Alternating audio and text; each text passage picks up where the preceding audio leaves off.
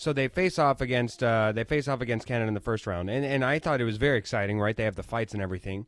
So going into this though, I was like, well, I just don't think it'll still be that bottled up energy. I don't think it'll still be that bottled up thing. I think it'll probably be more respectful. It's a final and it's in Boston, so they probably don't want to get a beer can thrown right on the kisser, So I'm thinking, maybe it won't. But I got to tell you guys, first of all, I went to a bar and completely forgot that the game was on that night.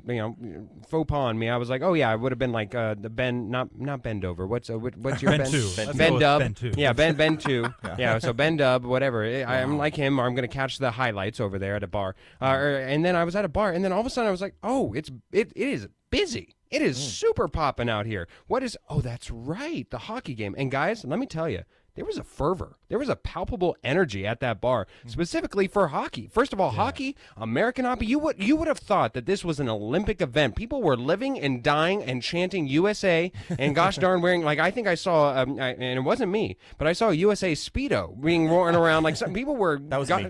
Yeah. Wow. People were giving their all. Yeah. Like, they were bleeding in the street and doing anything that they could. If somebody was, chugging a beer and that's when they scored a puck, then they were chugging a beer the whole time, hoping that they could recreate the magic. I love seeing all the patriotism. I loved how they brought, for the championship game, they brought Michael Rosioni in, and he was going through all that stuff from back in the Miracle on Ice in back in 1980.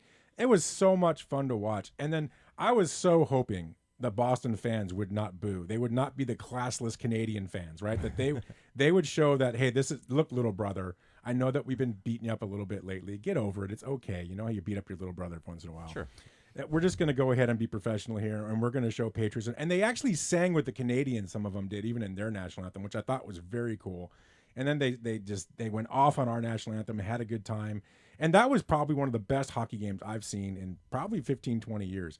Even though we lost in overtime, we had our chances. There were about 3 or 4 solid chances for us to score in overtime. But their goalie stepped up, man. He did a great job. That was just great hockey. It got me reinvigorated about hockey, especially about national hockey. I loved watching it.